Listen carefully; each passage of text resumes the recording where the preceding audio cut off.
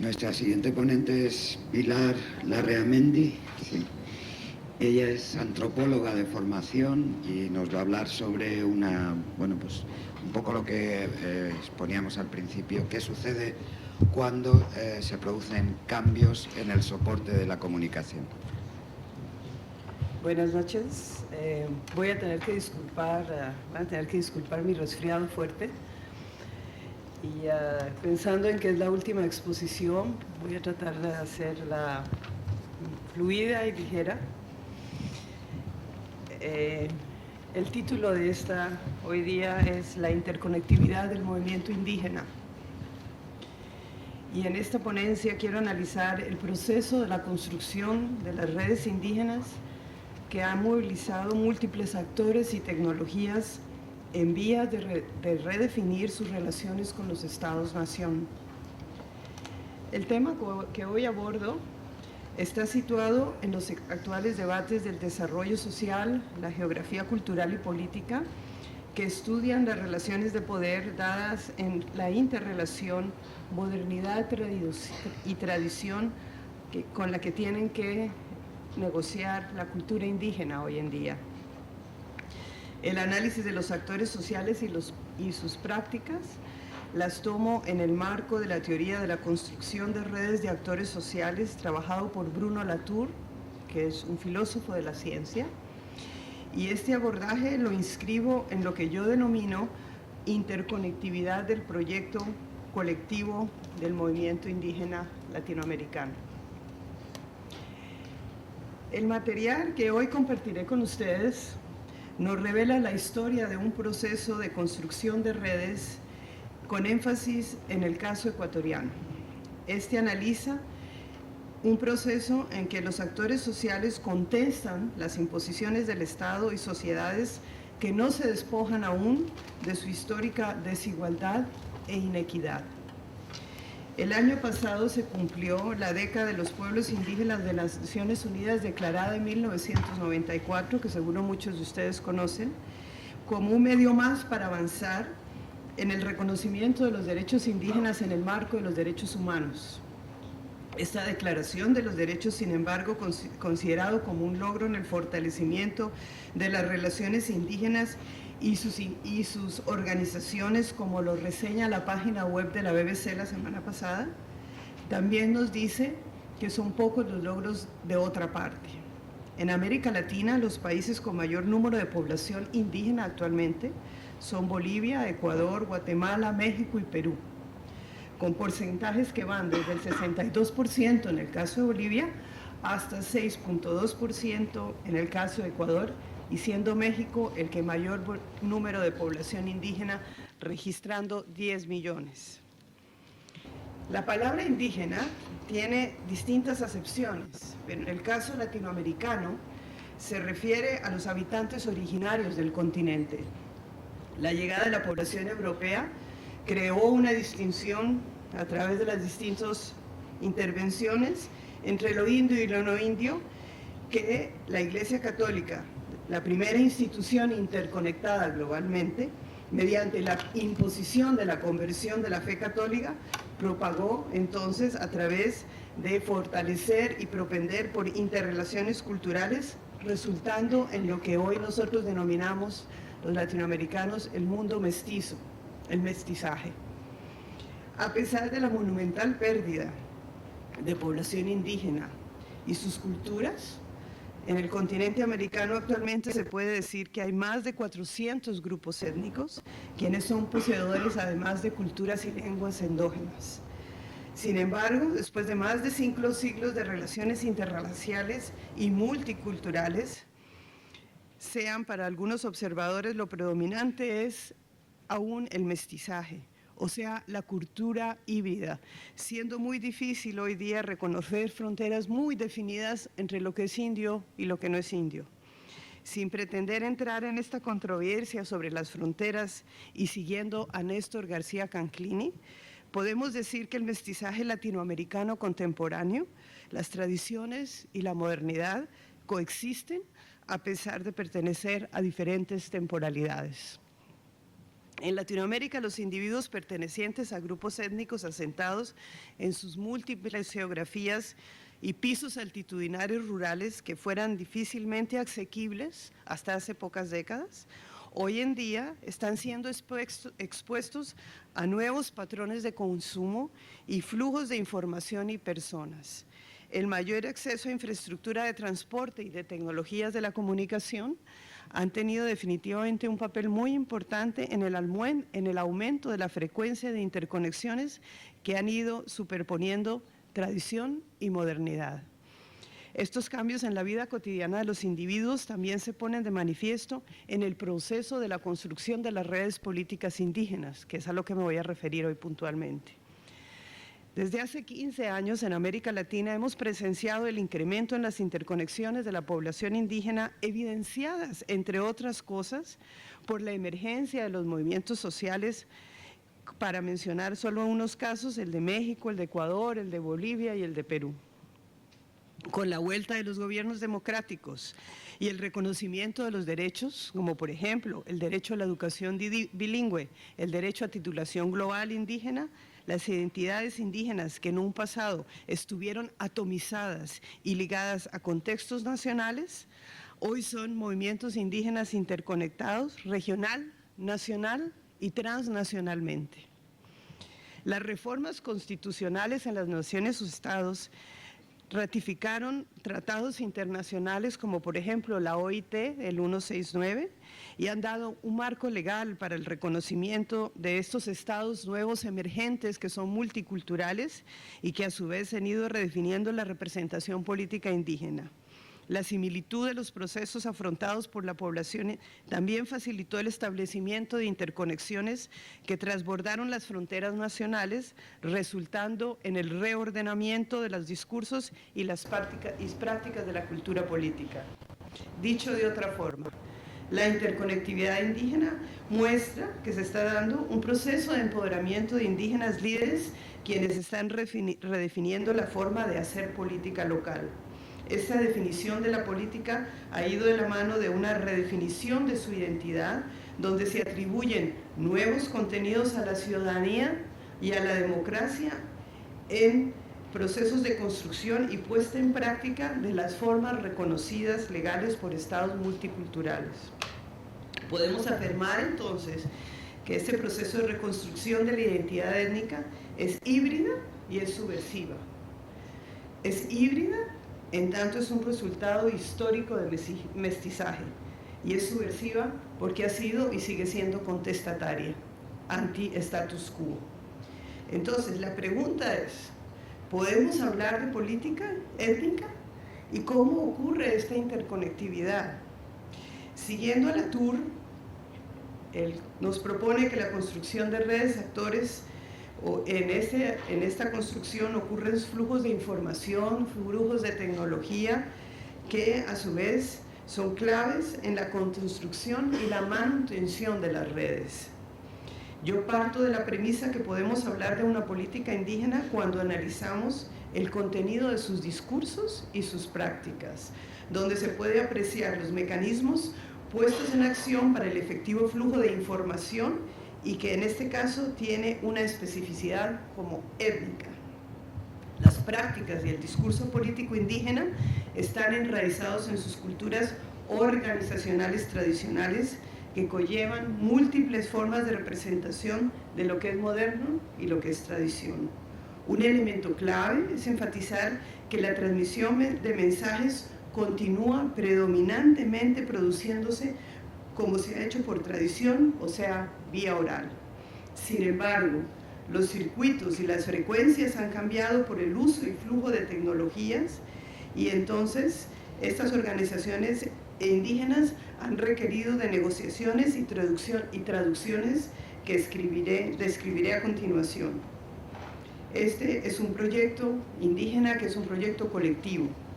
Estas redes interconectadas que se han asumido este proyecto colectivo han ido produciendo nuevas formas de conocimiento e involucrando negociaciones entre el conocimiento tradicional y la noción de modernidad, asociando cultura y tecnología. Las prácticas y discursos propios de la cultura política indígena reivindican y reinventan contenidos de significados atribuidos a lo indígena en un contexto desigualmente híbrido. Para realizar la interconectividad, entonces yo propongo mirar cómo esta responde a las luchas políticas del movimiento. En los 90, en Ecuador, Bolivia, México y Brasil, las organizaciones indígenas inician un proceso de esencialización del carácter étnico, oponiéndose a ser catalogadas como organizaciones de clase, como organizaciones asociadas a sindicatos. Esta esencialización es convergente entre organizaciones que comparten la historia de la dominación y llegan a identificar demandas prioritarias que transbordan la frontera nacional.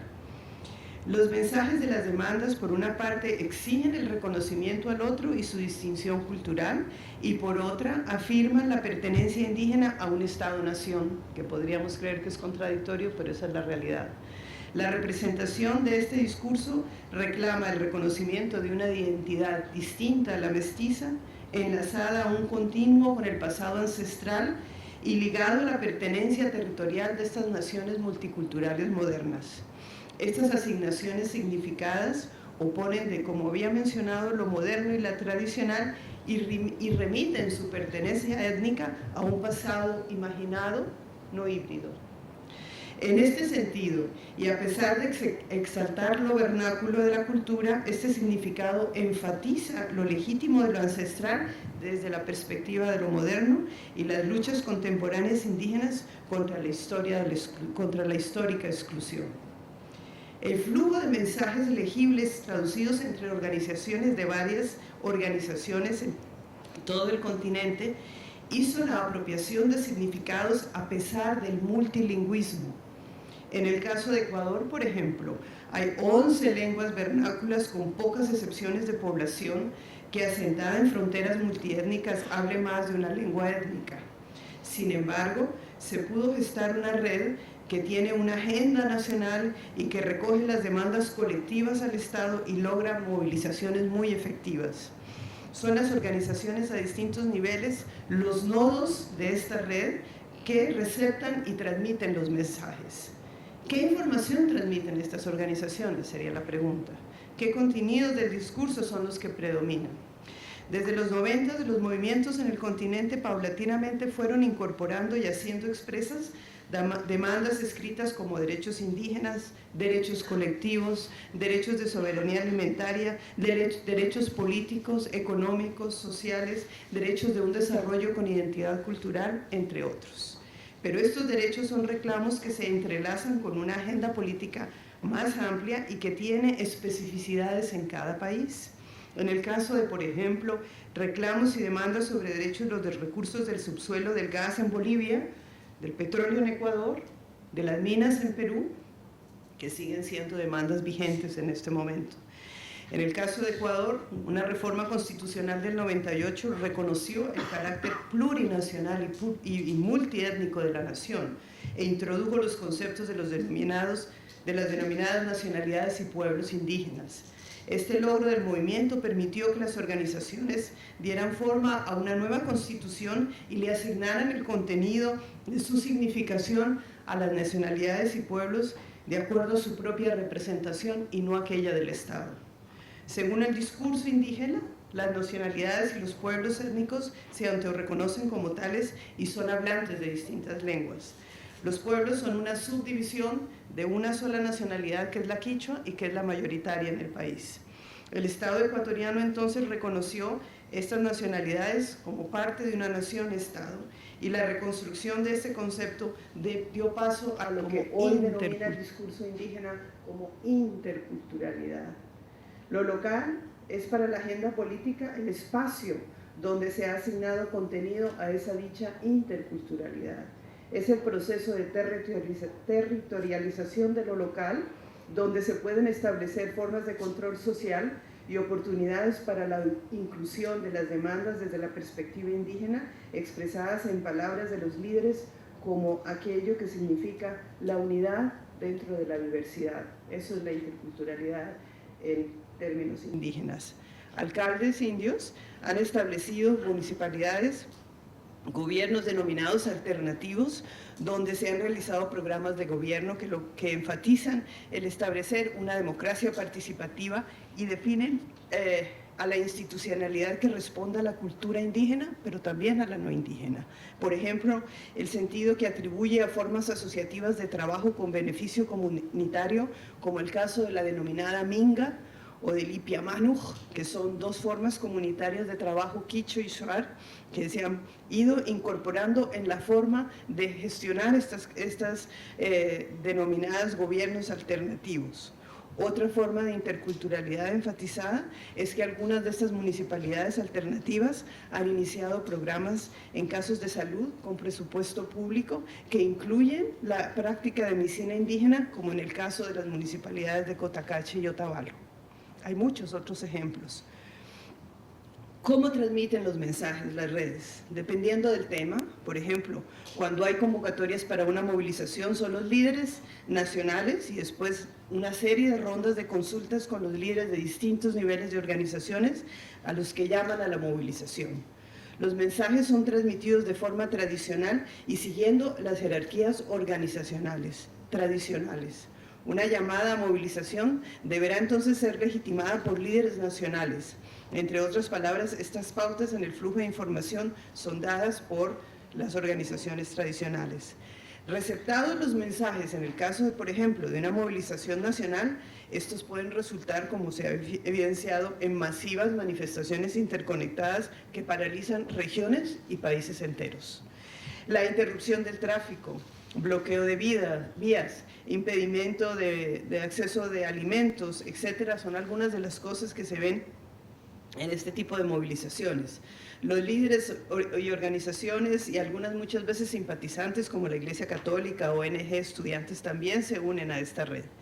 La efectividad de esta interconectividad tiene muchos ejemplos, como el movimiento de Chiapas en el 94, el de Ecuador de la CONAIE en 1991 y en el 2000, con su participación luego en la toma del Palacio Presidencial, que fuera el detonante para la dimisión del expresidente Mahuad. A partir de la primera movilización, esa del 91, la CONAIE se convierte en una de las organizaciones más influyentes como referente que da contenido a los mensajes de la agenda política continental y que mantiene una red. En Bolivia, no hace mucho, las organizaciones lideradas por Evo Morales, que es un líder indígena, y las manifestaciones radicales conllevaron a la renuncia reciente del expresidente Sánchez de Lozada en el año 2003. Entonces, si bien es cierto que todos estos episodios han sido descritos con una cobertura muy amplia por la prensa, la televisión, los medios internacionales, el proyecto de una construcción democrática participativa que ha activado la conectividad indígena y que se ha convertido en un proceso sostenido en el tiempo. En otras palabras, estas movilizaciones no son solamente episodios aislados, sino son el resultado de una conectividad efectiva que conlleva a un flujo de información, sobre todo oral, y que ha incorporado el uso de nuevas tecnologías de comunicación. ¿Cuáles son las prácticas tradicionales? Básicamente las consultas y la socialización. Son dos prácticas que se llevan a cabo de forma muy periódica por todas las organizaciones. Hay reuniones, asambleas, talleres, encuentros, etcétera, continuamente, donde son espacios donde líderes y sus bases intercambian información y donde se legitima la autoría de los mensajes por parte de los líderes. En el tema que es la socialización, no sé si se conoce aquí, pero en términos indígenas la socialización es la devolución de información y se entiende como las acciones que los líderes toman para compartir información e instruir a los miembros adscritos a sus organizaciones sobre logros obtenidos. Por ejemplo, diseminar y socializar cuál es el contenido de los derechos indígenas del Ecuador, qué significa nacionalidades, cuáles son las reformas constitucionales. El acceso a la tecnología de información instantánea y de mayor cobertura en transmisión de mensajes, de hecho, que ha hecho que las consultas y socialización hayan fortalecido las redes y hayan incrementado la interconectividad. En este caso, el uso generalizado de la telefonía móvil por parte de los líderes indígenas. En el caso de Ecuador, los dirigentes, como se les llama localmente a los líderes, son usuarios de cotidianos de teléfonos móviles, lo que en muchos casos nunca fueron usuarios de telefonía física. Solamente para darles el dato, en Ecuador la telefonía móvil creció el año pasado a un 40%, mientras que la fija solo en un 7%. Entonces, el salto tecnológico hizo que las distancias se acortaran de los líderes con sus bases. La intercomunicación instantánea ha posibilitado que las organizaciones mantengan la orientación de sus líderes. A la distancia se informan, conocen de opiniones que están todo el tiempo incorporando al momento de la toma de decisiones. Otra forma de transmisión de mensajes orales que se ha perfeccionado con el mejoramiento de la tecnología es a través de las radios populares. En el caso de Ecuador, ahora hay muchísimas radios populares que están interconectadas a una red de redes rurales que se llama Concope, y la radio documenta la historia local y luego tiene unos redes de voluntarios que se llaman reporteros populares que recorren el campo, hacen reportes y luego los emiten en estas radios populares, y a la vez son mensajeros y son el medio para llevar comunicación. Algo también se ha incursionado en las organizaciones en la transmisión interconectada por ordenadores. En el caso de Ecuador, todas las organizaciones nacionales cuentan con páginas web, la CONAIE, la CORUNARI, la FENOCIN, la FEIE, todas tienen. Hay otros que producen noticias semanales a manera de boletines y que se distribuyen por correos de usuarios de correos electrónicos de forma gratuita, y no solamente en el Ecuador. En el caso del Perú, todas las organizaciones del Oriente, de la Amazonía, incluso como por ejemplo la de Ashaninka, y también hay una universidad en el caso del Ecuador que produce boletines que distribuye gratuitamente a través de red. Con todo este intercambio, los líderes y sus organizaciones y las prácticas mencionadas, se ha ganado un tiempo acerca de la historia compartida de opresión y los procesos de lucha llevados a cabo por otros grupos de indígenas en geografías distantes. La historia de la racialización contenida y la opresión y la privación, en toda esta historia se ha convertido o se ha podido poner en comparación o en similitud, y el discurso de la política continental ha convergido entonces en construir redes de redes. Pero también este tema de la interconectividad resulta, en el caso del Ecuador, también nos dice que la incursión en la política formal y la extensión de redes también ha significado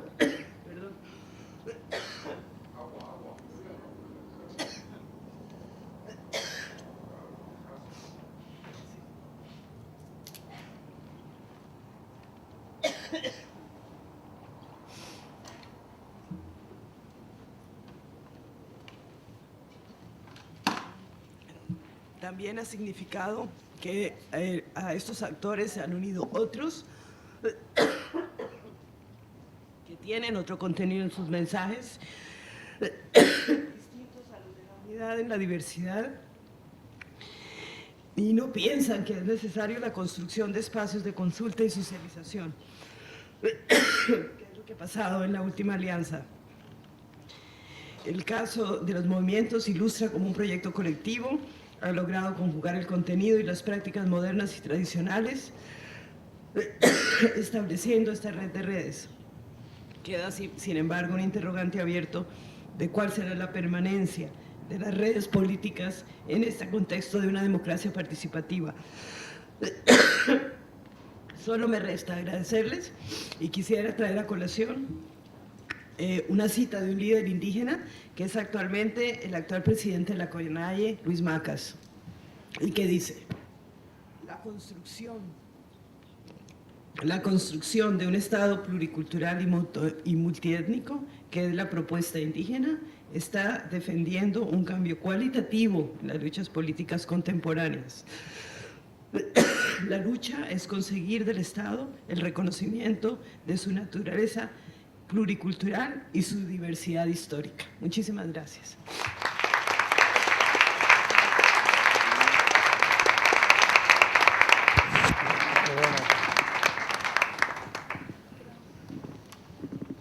No veo, hay muchísimo.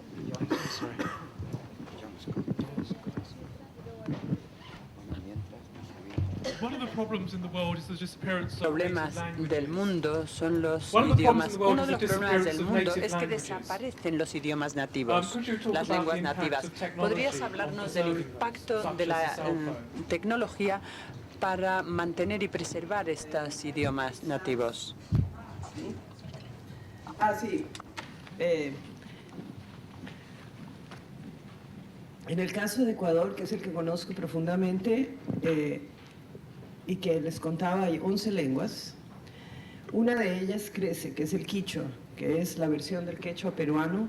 Los incas en el Perú estuvieron 50 años y la mayor parte de la población andina y la mayor parte de la población amazónica habla quechua. El resto de las lenguas han tenido una disminución en, digamos, el número de personas que las hablan, porque incluso el programa de educación bilingüe del país no ha generado ni textos ni capacitación para sus profesores. Toda esta reconstitución de la identidad étnica y esta comunicación de sus líderes con sus bases a través del uso de estas tecnologías evidencia que de alguna forma se está dando un valor a lenguas que tienen grave riesgo de perderse. Entonces, en ese sentido, si bien es cierto que da una trayectoria larga por construir, sí es un elemento en el que el movimiento indígena está consciente que está potencializando el reconocimiento de que las lenguas valen, de que las lenguas pueden ser parte del sistema educativo de primaria, al menos de los niños y de las niñas que asistan a la escuela. Y estas tecnologías son un enganche en el sentido de que ellos pueden comunicarse con sus bases, líderes y bases, con sus propias lenguas, no como algo vergonzante, sino como algo que da más bien un fortalecimiento de la diferencia del otro. Esto va todo de la mano de un proyecto político, no de solamente la lengua por sí sola. Sí, te quería preguntar, esto, como has dicho, el movimiento indígena, es que yo creo en parte y por otra parte tengo la duda de que puede funcionar en pueblos donde ha habido ya el contacto con la, digamos, con la sociedad, no sé cómo llamarle, si occidental o no sé cómo llamarle. Ya, Occidental. Lo que pasa es que, por ejemplo, en Panamá, en una isla existe, yo por conocimiento, por 2 jesuitas navarros, existen aún 2 tribus que no ha habido contacto. Y ellos no han podido, uno se ha salido porque ha dicho que la iglesia aún sigue machacando, por eso cuando has dicho de las ONGs y la iglesia que está metida, pues el jesuita navarro me ha dicho otras cosas, pero bueno, es un punto sin más. Esta lucha de los líderes indígenas, que ha habido contacto, hacen con su lucha un ejemplo para estas futuras tribus que aún no han tenido contacto. ¿Qué lucha? Porque ellos no luchan, aún no han tenido ese contacto y están casi vírgenes. Sí. Que el líder si sabe de estas tribus que aún no han tenido el contacto y si su lucha está orientada hacia estas mínimas tribus que aún existen sin contacto. Sí, mira, yo creo que el proceso es muy diferenciado por país. Como yo digo, hay una interconectación continental que es la lucha contra la opresión y los cambios de marcos legales, pero cada país en el fondo sí tiene un proceso distinto histórico en términos del encuentro o el desencuentro de estos grupos indígenas más nativos, más vernáculos. Y la verdad es que en muchos de los casos, líderes nacionales con mayor contacto, como tú dices, han tomado el liderazgo para la protección de grupos menos contactados. Y se han pasado, por ejemplo, en el caso de Ecuador, la legislación de los WAOs, que son el grupo menos contactados. Ellos no quieren contactarse, son gente muy aislada, declarada la guerra, atacan petroleras, etcétera, todavía hoy en día. Y lo que hizo el liderazgo indígena fue que consideró un decreto que se llamó considerar un gran espacio amazónico una zona intangible, que era, digamos, un instrumento legal que les posibilitaba regular las acciones de la explotación del subsuelo en esa zona. Entonces, con esto lo que quiero decirte es que hay veces que sí, los líderes nacionales, que son los que tienen mayor contacto, han logrado avances en la legislación, que son instrumentos importantes para poder entrar a la protección de grupos que realmente, si siguen contactados, o sea, si sigue el ritmo como está, simplemente el contacto físico los va a exterminar. Pero también hay situaciones en las que no sucede eso. Es muy variado, o sea, habría que analizarlo caso por caso.